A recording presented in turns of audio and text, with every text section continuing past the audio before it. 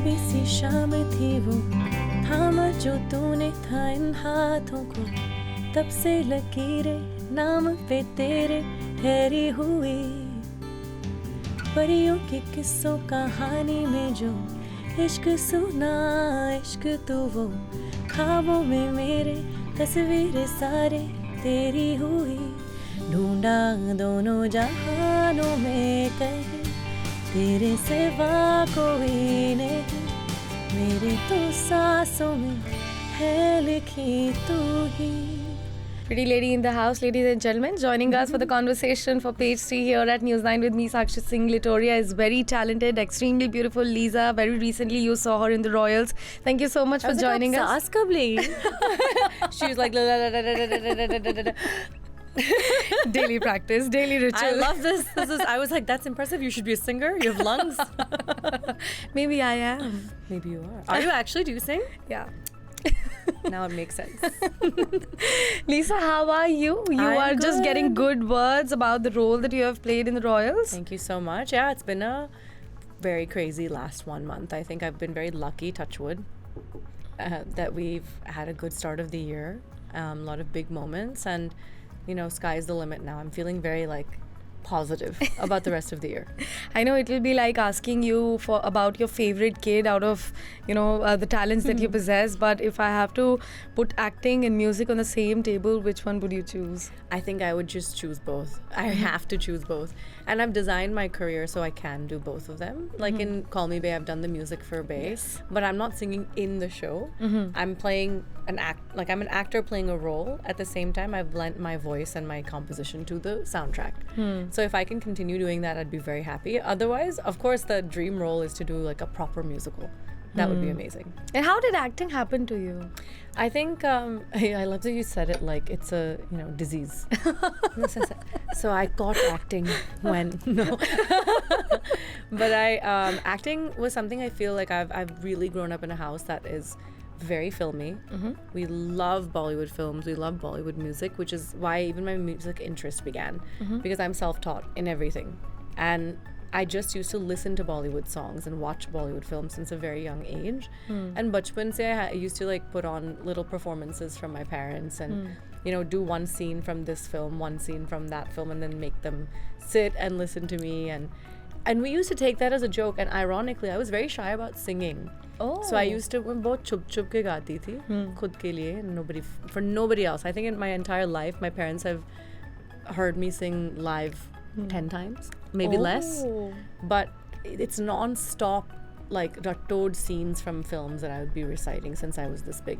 So I think somewhere or the other, it was bound to happen because I am just a filmy person. But talented बच्चों के साथ ये होता है ना कि whenever the guests are coming or somebody is at the house, parents would like कुछ गाना गा दो, दो line. And the worst part is my sister. My sister is very bookish. She's not a creatively leaning person, as much as I am. She loves cooking, she loves writing, but she's not a performer. So Bichari, they would be like, "Beta, tum kuch गा के सुनाओ," and they'd be like, "Lori, a joke, but something, you do a joke." And I was like, what is this? This is prepare one joke. And my sister was like, why? कुछ ना कुछ तो कर ही दो, कुछ तो कर दो, थोड़ा proud बनाओ हमें please. तो ऐसा हुआ है? You were also told कि दो line गा के सुना दो. My whole life was torture. My parents were like, just two lines. Ek performance. But it's cute. They're very proud of me since I was very little, and I think your parents will always see something way before you do. So they must have seen she has some knack for this. So let's push her a bit. And if I'm not wrong, you're from Odisha, right? Yeah, I'm originally from Odisha. Yeah, and do you speak Odia? I do.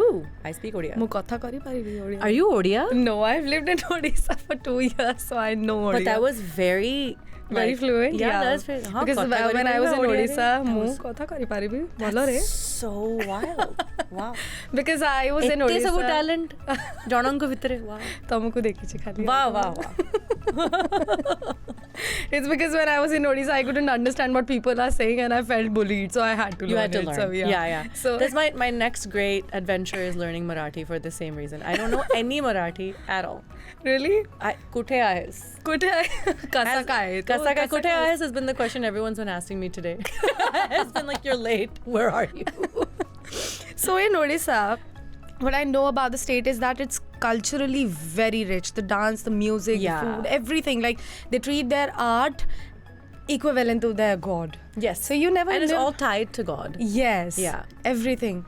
It, circles back to some history, some story, some mythology. So you never learned Odissi? You never No, were I never interested learned in? Odissi. I think my parents realized इसमें इसका talent नहीं है. गाना गवाते हैं, नाच तो नहीं पाएगी ये. So they were very like, this you don't do. Please don't insult God, Abhi.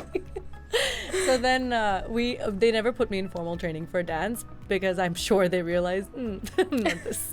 And then they actually tried to put me in formal lessons for music, but I have like very bad ADHD. So मैं जाती थी lessons पे, and then I would sit and listen to one thing, and I would skip 15 things ahead because I just wanted to get to the end. And it's like, हाँ रियाज करो, हाँ सारे gamma का, but गाना गाना है मुझे. I didn't want to learn all the fundamentals, and so many times in my life they gave me an option of going to lessons, and after 2 lessons I would quit. And then the teachers themselves were like, she is somebody, there are people like this who are self-taught. And she loves this. So if you put her in a system and you force her to learn, then she'll start not liking this. And when you have a really young kid, let them love what they're doing. And then apne aap se they'll try and be like, okay, now I want to get better.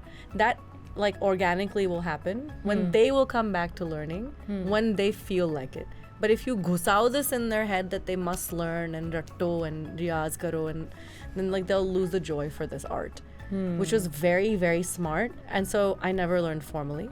And they're right. When you get to a point where you're confident about your singing, you only push yourself. Yeah. You're like, oh no, I'm feeling stuck. I can do more. Maybe I'll listen to this song. It's harder to sing and I want to learn this technique. And even if it's sitting by yourself and learning it, you'll still do it 100, 200 times. So self-teaching is very similar. It's just a different way of doing the same thing. So what techniques did you opt for when you actually wanted to take the formal training, even if it is self-taught? Yeah, we tried to put me in classical training, just like Indian classical and Carnatic and stuff, and I was not made for that route. I think it takes a lot of focus and a lot of concentration, a lot of diligence. And I just was like, mujhe sirf gana hai. I just want to sing. So how do you hit the right notes though? Like that. So I'll tell you, that part is a gift. I think what a lot of people who are born with pitch accuracy, it makes it much easier for them. So if you can repeat what you hear exactly, then you can be a really, really talented singer without training.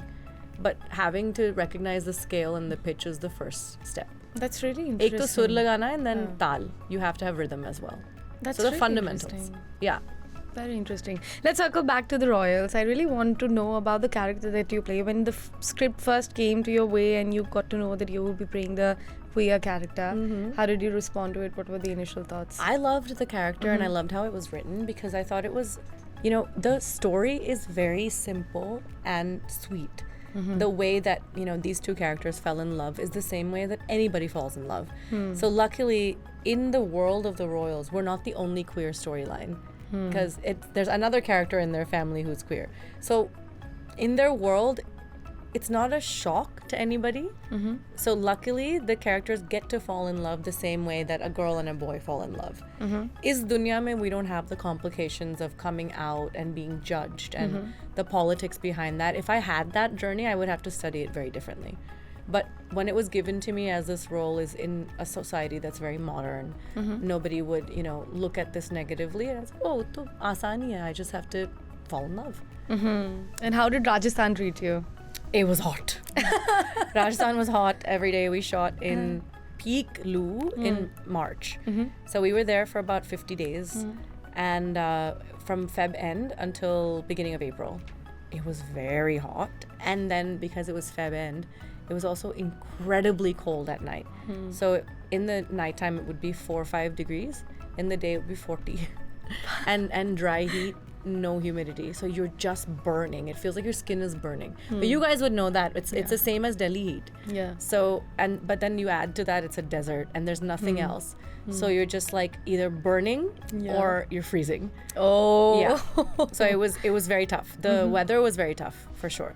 And how was the shooting scenes, the BTS? It was so fun. I think, when you have an ensemble cast that's so big, there's so many different personalities and everybody has a different way of being. Like there's people who are very calm and nurturing, like, Sakshi, Tanvar, and even Kavya, who's opposite me. They're very like this all the time. They're a little more calm, zenned out. And then you have people who are like full energy all the time. Like Ishan is full energy. I'm full energy. Vihan is like somewhere in the middle. Bhumi is somewhere in the middle. Bhumi's like mostly she's just very focused and like busy and like, has to get the job done. And me and Ishan are just doing some dumb things on the side with Sumukhi.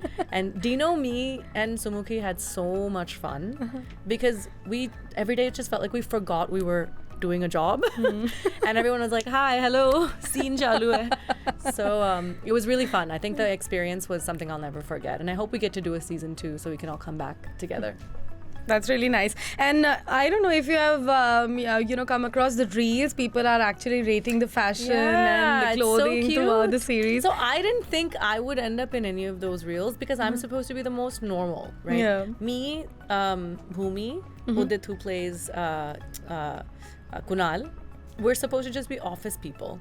But for whatever reason, a lot of people really love that the one style. that made it to the reel. I really love that picture also, looking extremely hot in that. So you don't have to be modest, you know that you were looking good. So Shout out to Asa Sharma who styled the entire show. And I mean, it takes a lot for somebody who has an ensemble cast.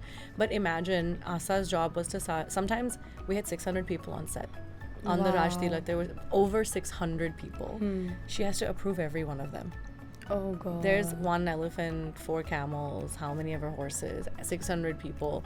And the fashion show day was, 400 people. And the rave party was 200 people. So they have to approve every look. Oh my god. So on those days, that's when you realize how hard a stylist's job is because she's one person with her small team managing everything. Oh my god. And if you have to rate like 5 looks, if I ask you, how would you rate? Throughout the show?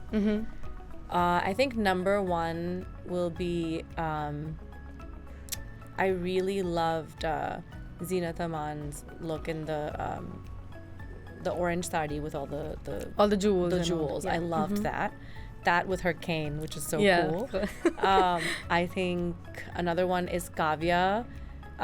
She had this really great look. In the very end of the show, she's wearing like a white button-down shirt with a really fun skirt. So that's number 2.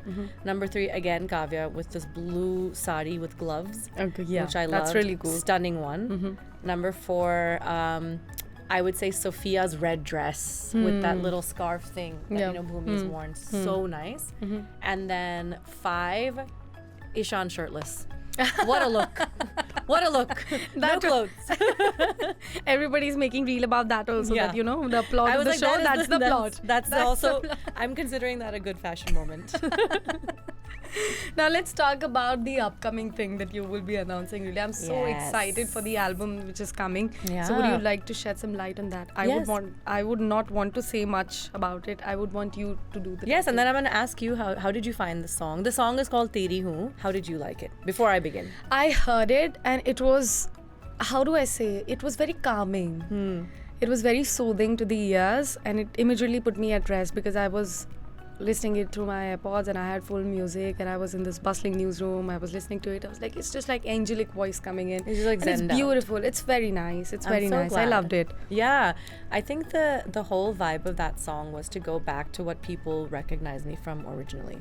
Songs like Tarifa and Sajnave. These because even when Sajnave plays, there's this ease about how that music is composed and it has these big moments and these builds. Same with Teri Hoon. But the essence of the song is very pure and calm.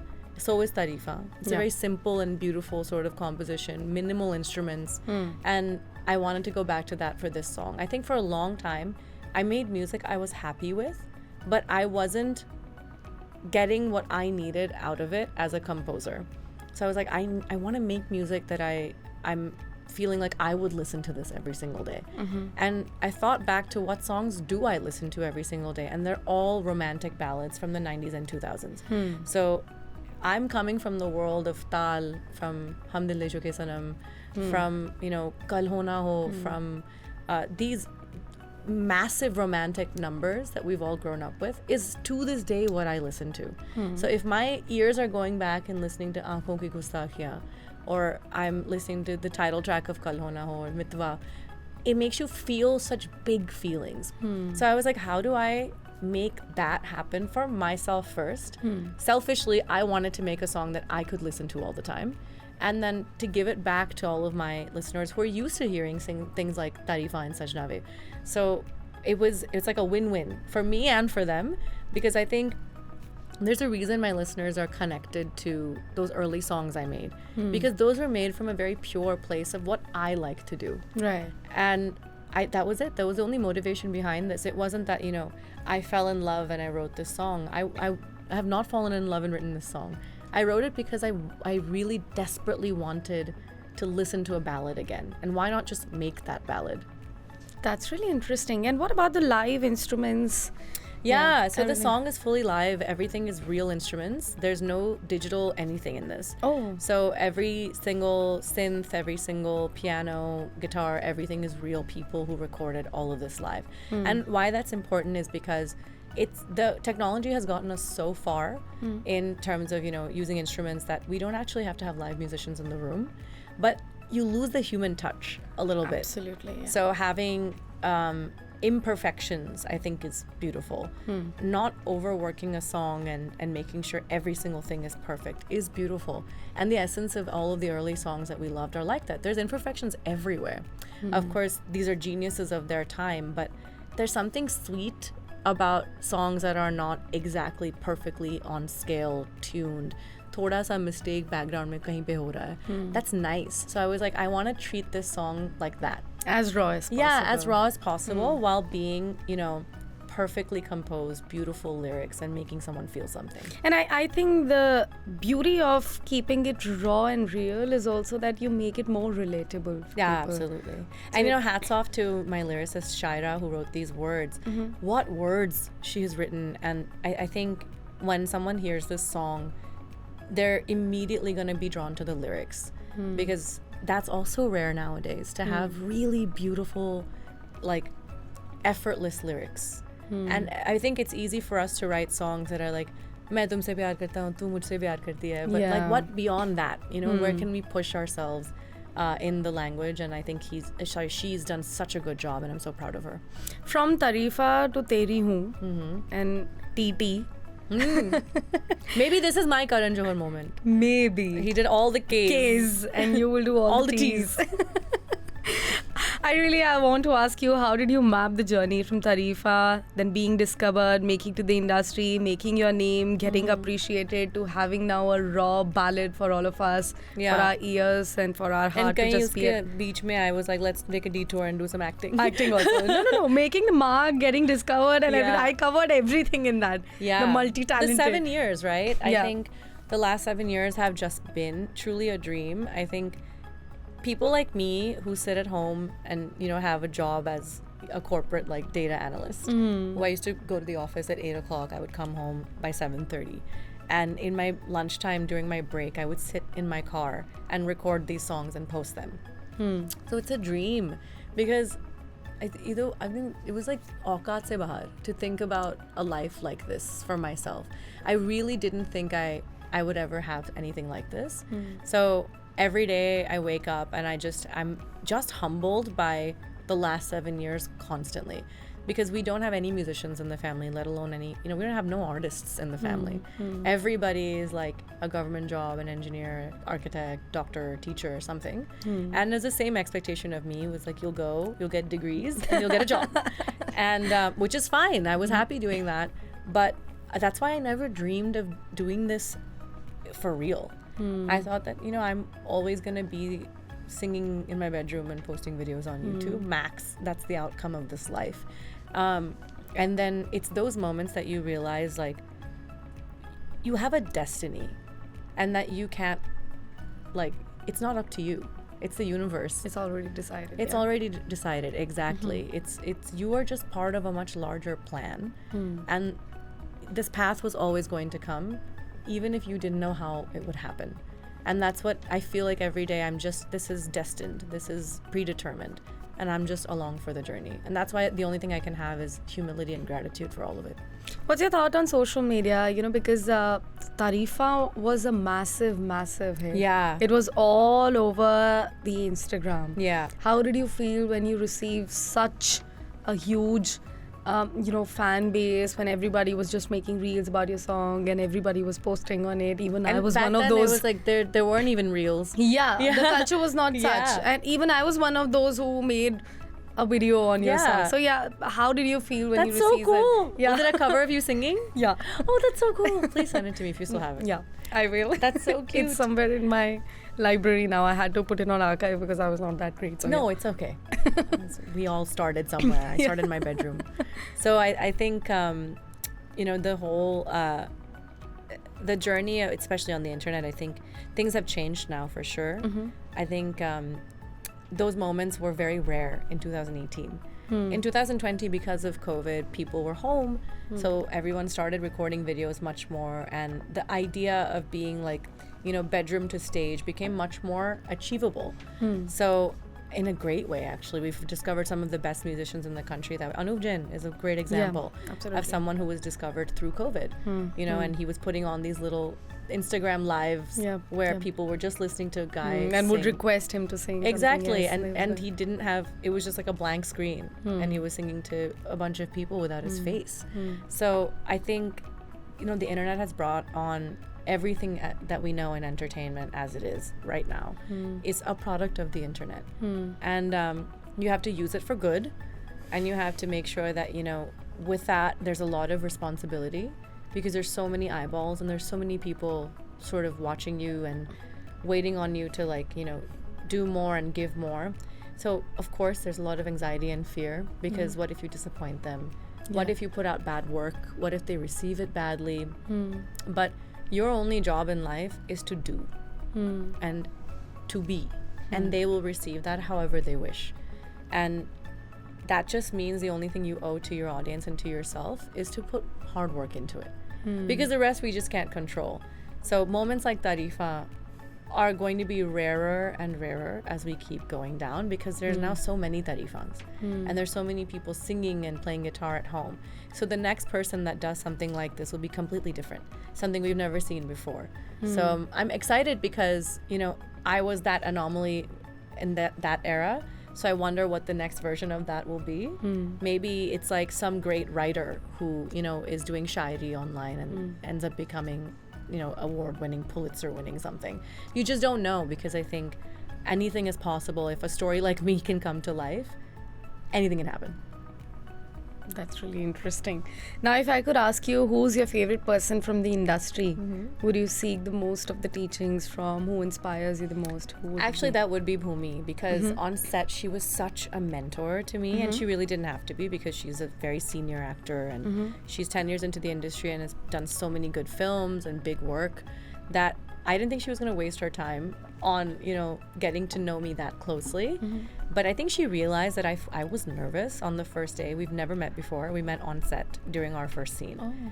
And we didn't have time before to meet and rehearse and practice. So she was like, just talk to me like I'm your friend. And the scene that this is, you've seen the series. Yes. It's the scene where we're in the photo shoot and I pull her aside and I'm like, is this the horse guy? And she's like, dono ke saath, ek saath, that thing. And the amount of like familiarity you have to make that scene work and feel real it has to be very high, because that's kind of the conversations you'd have with best friends of 5-10 years.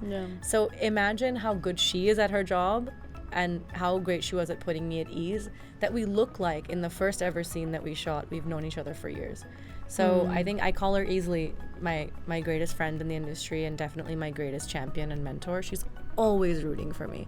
So hats off to Bhumi. I think she's completely self-made. She's so hardworking, and more than anything, she just really champions other people around her. Beautiful. Thank you so much for joining the conversation Thank here. you. Lisa, it This was is an so great. amazing chat. Thank I really you so loved it. Thank you. much.